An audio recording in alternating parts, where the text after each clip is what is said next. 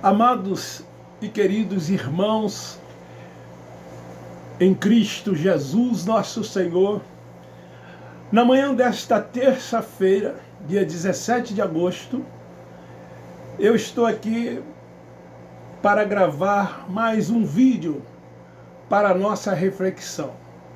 Vós sois um abençoado, vós sois templo e morada do Deus Altíssimo. Todas as sortes de bênçãos dele já recaíram sobre a sua vida. E você que anda por fé, que vive por fé, o que é que faz? Toma posse de todas essas coisas e descansa nele. Você, do Evangelho da Graça de Deus, entende e compreende que o reino de Deus está em cada um de nós. E o seu reino é paz, alegria e justiça. Não vivemos numa expectativa. Não vivemos buscando as coisas desta vida, preocupado com as coisas desta vida. Nós estamos aqui, mas sabemos que somos cidadãos dos céus. Nós vivemos aqui, somos espirituais e estamos assentados com Ele nas regiões celestiais. Estamos aqui olhando para o alto, olhando para cima, pensando nas coisas do alto, pensando nas coisas de cima e não nas coisas da terra. Não estamos preocupados com nada do que está acontecendo, do que acontece aqui. Como cidadãos, às vezes, damos a nossa opinião quando nós somos indagados, mas não que estejamos preocupados com qualquer coisa que seja. Nós estamos assentados com Ele nas regiões celestiais. Nós sabemos que temos um tempo a viver aqui. Nós sabemos que a qualquer momento nós vamos findar os nossos dias. E uma vez isto acontecendo, nós sabemos para onde nós iremos. O nosso espírito volta para Deus, do lugar aonde ele veio. Isto é viver Cristo, isto é viver o Evangelho da graça de Deus, numa liberdade plena, numa liberdade total, convicta, com segurança, crendo naquilo que Ele tem nos outorgado.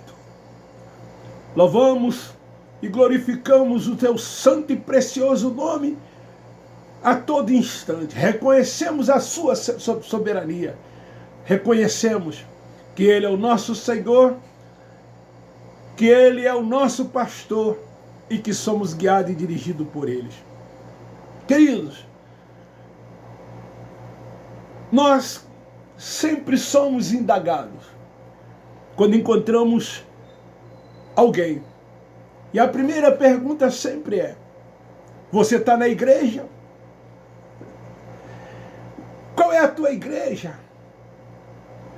Aonde você congrega? Você deixou de congregar? São essas perguntas que nos fazem quando as pessoas nos encontram. Essa é a preocupação dos religiosos. Essa é a preocupação daqueles que vivem aprisionados dentro dessas instituições religiosas, nesses lugares que são templos e que eles chamam de igreja. Então eles perguntam àqueles que há muito tempo não vê,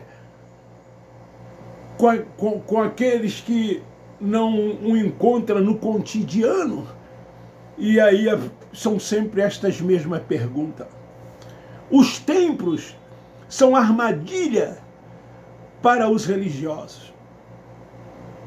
E muitos até têm essa consciência, mas por não ter uma fé convicta no Cristo ressuscitado, por não andar por fé, por não viver por fé, por ainda estar preso às coisas desta vida, e aos ensina os preceitos dos homens, essas pessoas com medo do inferno, com medo da morte, com medo do diabo, elas ficam aprisionadas dentro desses lugares onde fardos pesados são atados sobre os seus ombros. E ali elas vivem dentro de uma prisão.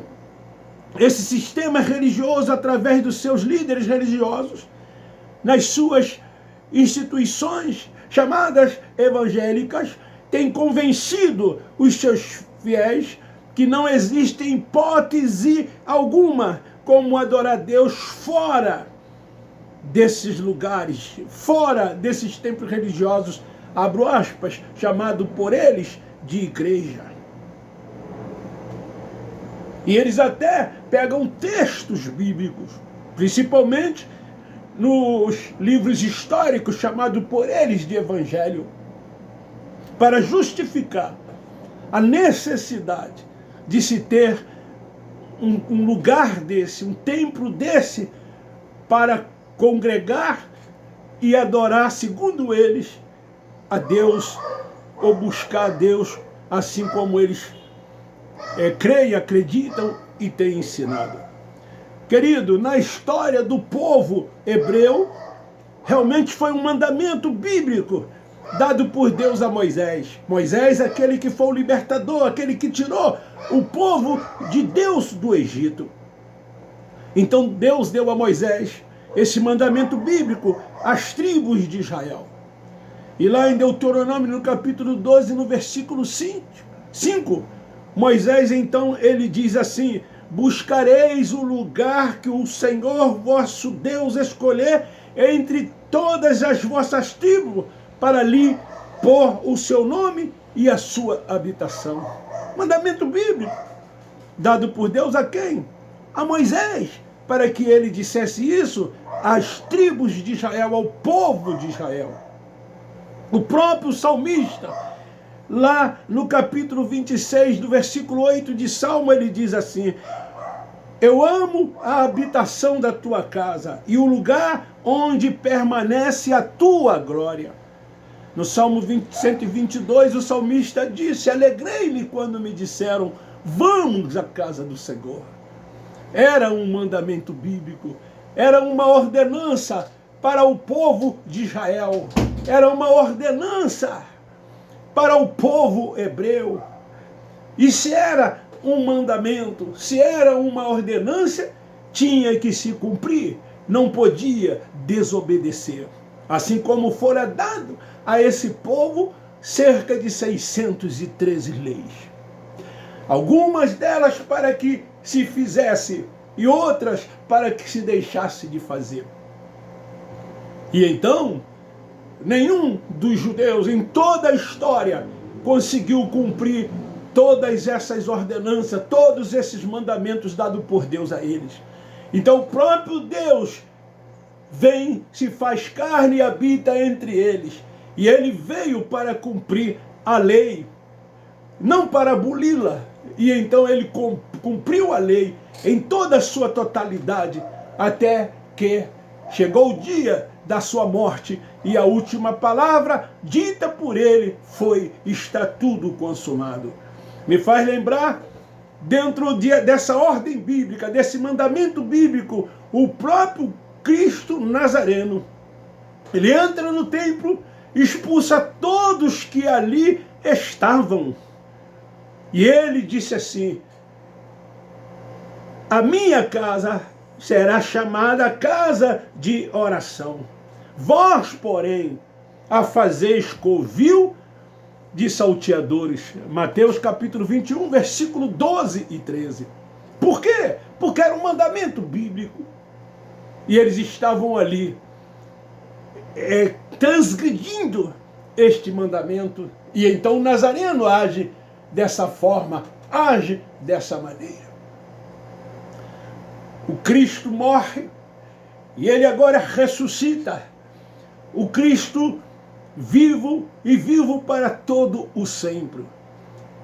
E então ele diz que agora somos nós o templo da morada, somos nós o templo da habitação de Deus. Deus habita em cada um de nós. Ele disse: eu vou para o Pai e rogarei a Ele que envie o Espírito Santo para que estejais convosco todos os dias e para que Ele habite em vós. Então o Espírito Santo, Ele está dentro de cada um de nós. Ele fez do nosso espírito a sua morada. Ele testifica com o nosso espírito que nós somos filhos de Deus. Nós temos essa certeza, nós temos essa convicção. Sistema religioso nenhum nos tira essa convicção. Líder religioso nenhum nos tira essa convicção. Pode vir com seus preceitos, com seus argumentos, seja eles filosóficos, seja eles teológicos, seja os argumentos que forem, eles não nos roubam esta certeza, esta convicção. Sabe por quê? Porque nós temos o Espírito Santo de Deus que habita no nosso espírito. E nós, como filhos verdadeiros de Deus, somos guiados e dirigidos por Ele. E esse Espírito nos diz: tu és filho de Deus. Queridos, nada pode nos separar do amor de Deus. Querido, ninguém nos arrebata das suas mãos. Queridos, nós andamos por fé, vivemos por fé, nós descansamos no Senhor. O que nos é suficiente, o que nos basta é a tua graça. E então, antes da construção do templo, eram tabernáculos, que significava residência ou habitação, e era a habitação terrestre de Deus entre os filhos de Israel. Porque Deus se manifestava nesses lugares, no tabernáculo, no templo, onde tinha a Arca da Aliança, que era símbolo da presença de Deus.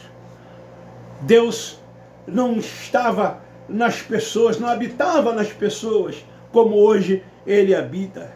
Então os israelitas transportavam em sua jornada para o deserto, até a terra prometida, esses tabernáculos.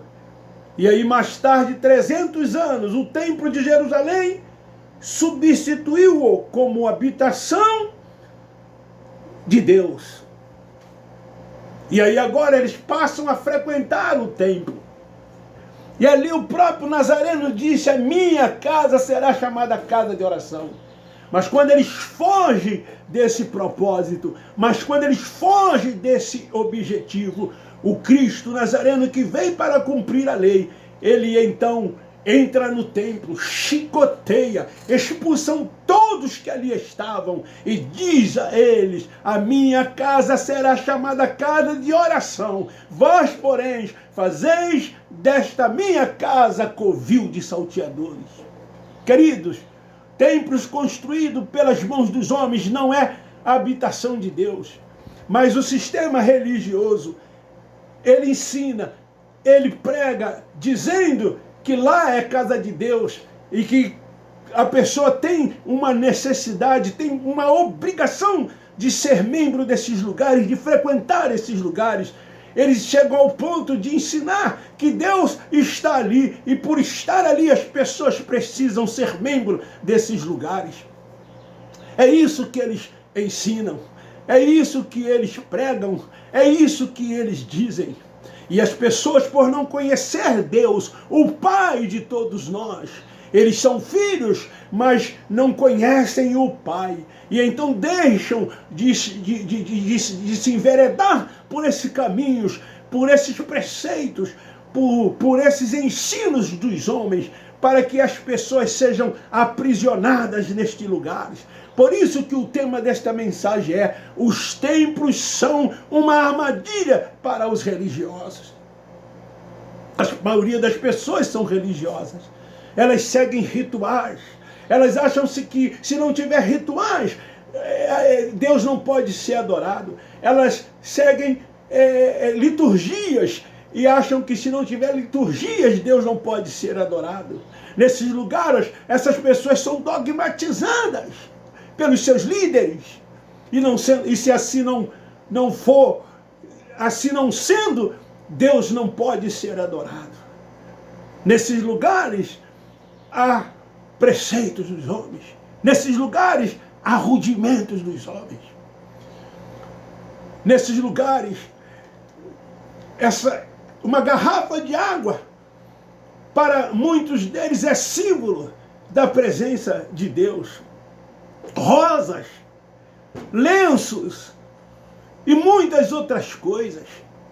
E nos lugares que não tem essas coisas, mas existem outras, de uma outra forma, de uma outra maneira, para induzir as pessoas a ficarem presas a estes lugares.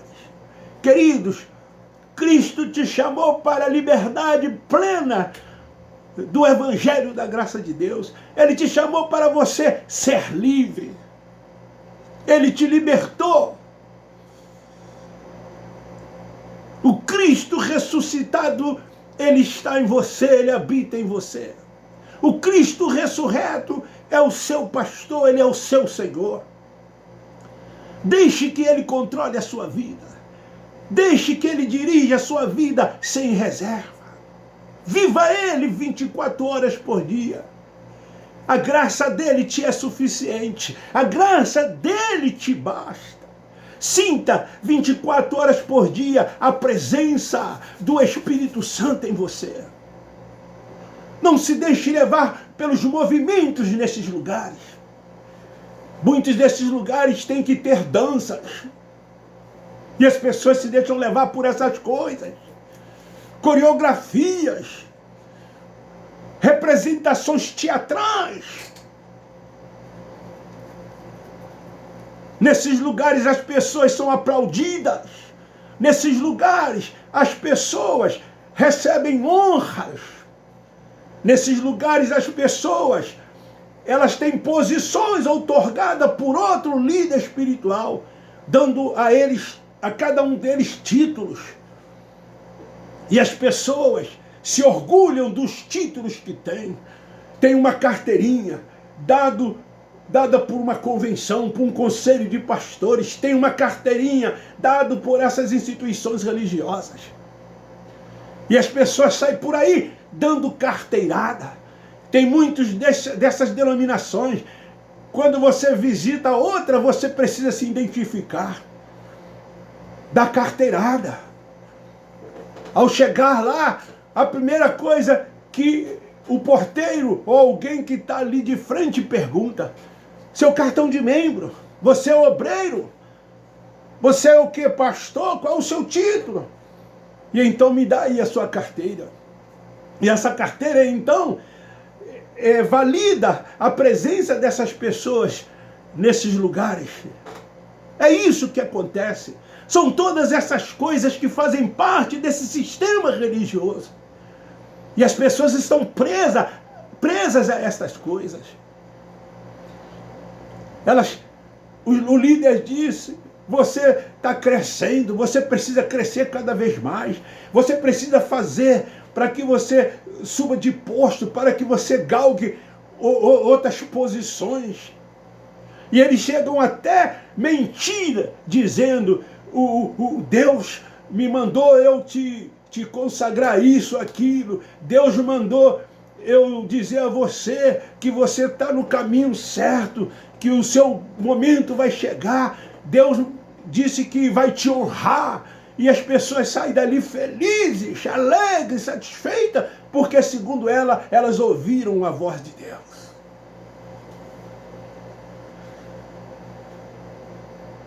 Aqueles que têm essa consciência de que Ele é morada, de que Ele é templo da habitação de Deus, ele não se deixa levar por essas coisas. Ele é guiado, ele é dirigido pelo Espírito Santo. É o Espírito Santo de Deus que vos fala. Ele não dá ouvido à voz dos homens. Queridos, esses líderes espirituais, eles têm, aspas, esses líderes espirituais, aspas, esses homens têm seus interesses, suas convicções.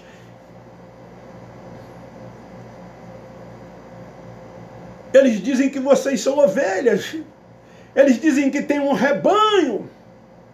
Eles dizem que eles têm uma autoridade espiritual recebida de Deus. Eles dizem que você tem que viver debaixo dessa autoridade espiritual.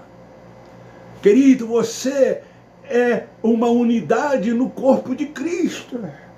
E no corpo de Cristo todos nós somos iguais. Ninguém é mais do que ninguém.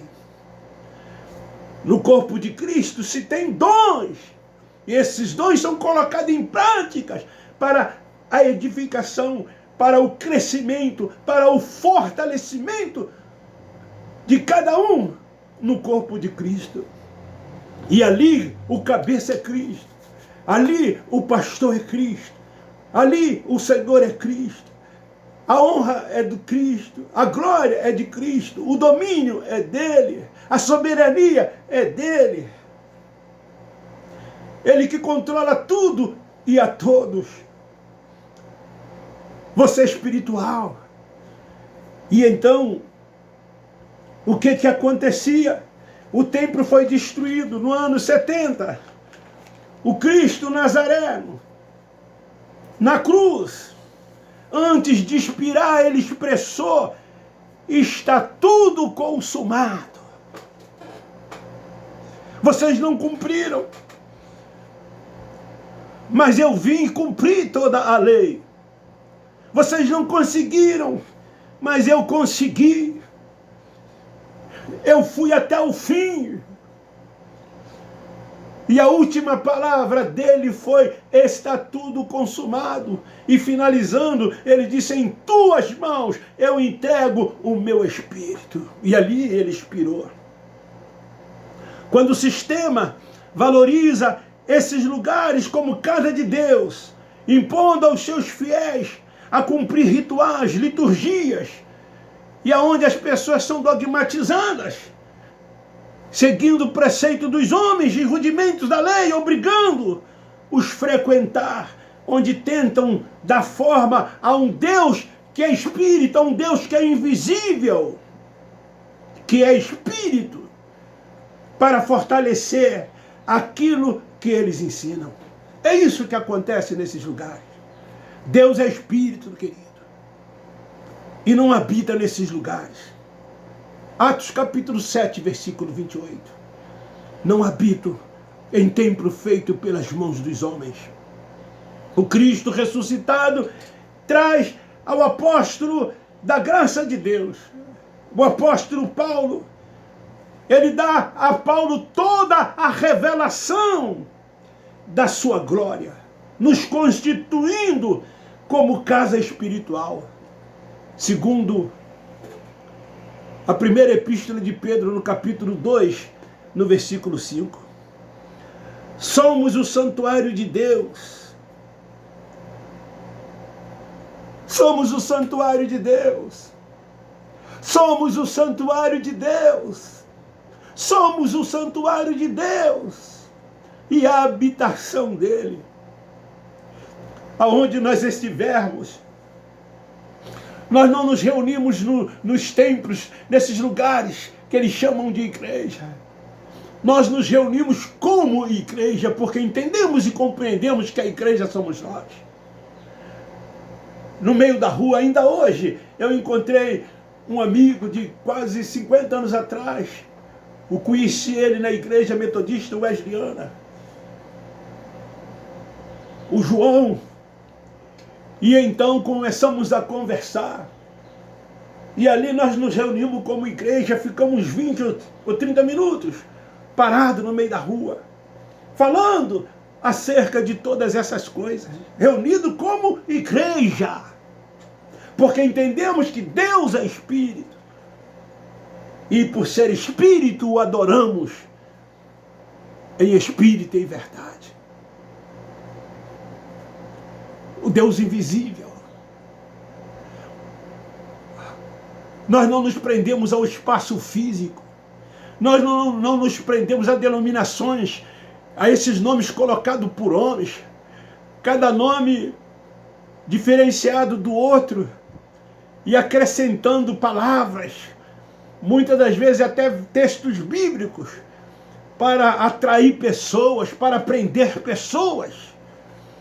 Hoje eles estão preocupados em ornamentar cada vez mais esses lugares, trazendo conforto às pessoas que ali frequentam. Eu disse na última mensagem, vou repetir, aqui próximo à minha casa há um templo, onde está se investindo muito dinheiro. Você percebe, na fachada da igreja, na frente do templo, material de primeiríssima qualidade. Estão fazendo o melhor. Sabe qual é o objetivo? Atrair pessoas.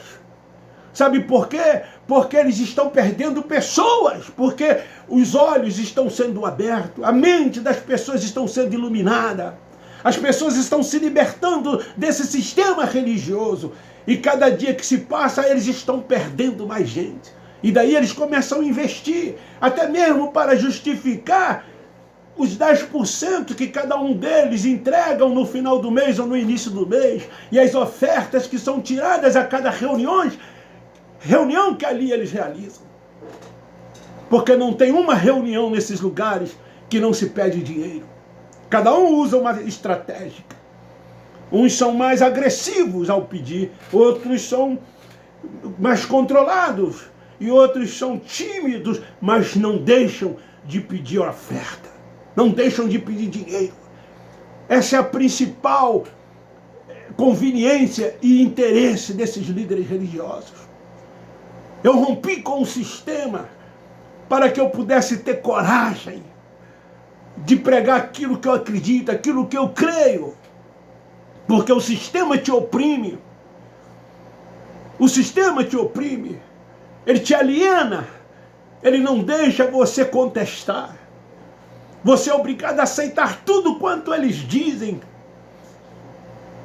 Tudo quanto eles fizeram com que você acreditasse. E dali você começa a repetir os ensinamentos deles. Quando alguém ali rompe com eles e abre uma outra denominação, essas pessoas seguem tudo quanto aprendeu ali. Não tem diferença nenhuma de um lugar para o outro, a não ser a liturgia. Mas é tudo a mesma coisa. Preceito dos homens, rudimentos da lei mosaica, o evangelho do Cristo Nazareno. Eu estou preparando uma mensagem sobre dois evangelhos. O evangelho do Cristo Nazareno, dos 12 apóstolos da circuncisão, e o evangelho do Cristo ressuscitado, revelado para a glória de Deus a um eixo judaizante que encontrou o Cristo ressuscitado no caminho de Damasco e recebeu toda a revelação do evangelho do Cristo que vive para sempre, e trouxe esse evangelho para nós, gentios, e para todos os judeus que agora se tornaram cristãos, para que pudessem viver a liberdade plena desse evangelho. Liberdade, meu querido, não é libertinagem, porque eles dizem que quando você crer no evangelho da graça de Deus, você agora vive em libertinagem. Esses são os argumentos deles, porque eles se prendem às obras da carne, relatada por Paulo apóstolo no livro de Gálatas, na epístola aos Gálatas. E começa a dizer, então você pode fazer todas essas coisas? Se me perguntar, eu respondo, posso. Eles dizem, você não pode fazer isso, você não pode fazer aquilo. Mas nessa relação das obras da carne, eles fazem uma separação de um do outro. Eles vivem na bebedices, na glutonaria, porque é bebida e comida. Mas lá está como obra da carne.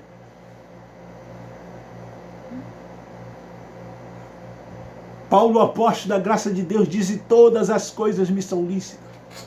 Por isso que eu disse, quando me perguntam, pode fazer. O que o apóstolo da graça disse? Todas as coisas me são lícitas, mas nem tudo me convém fazer.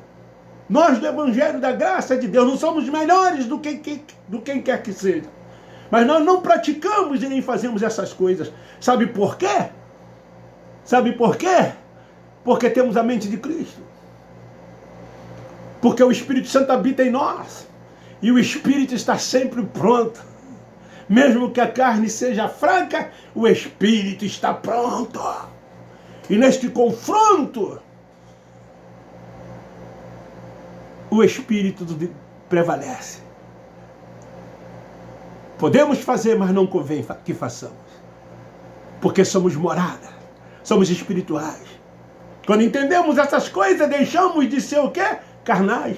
Por isso que eu sempre digo, não nos prendemos às coisas desta vida, às coisas daqui deste mundo, porque somos cidadãos dos céus, porque não somos mais carnais, porque somos espirituais.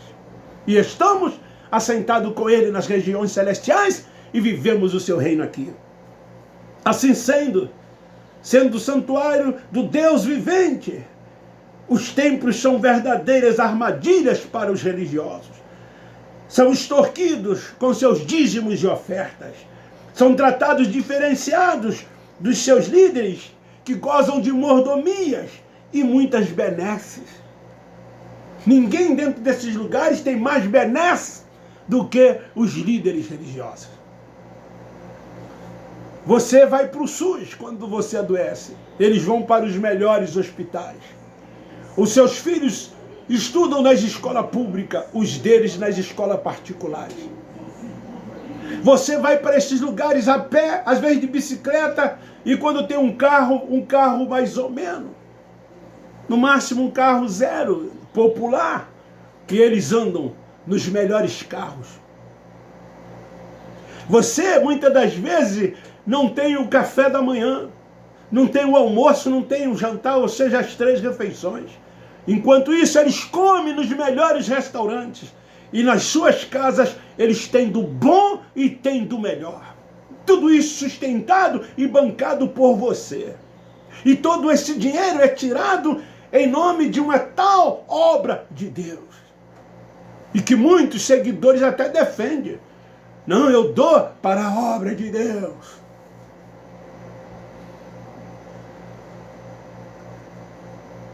Queridos,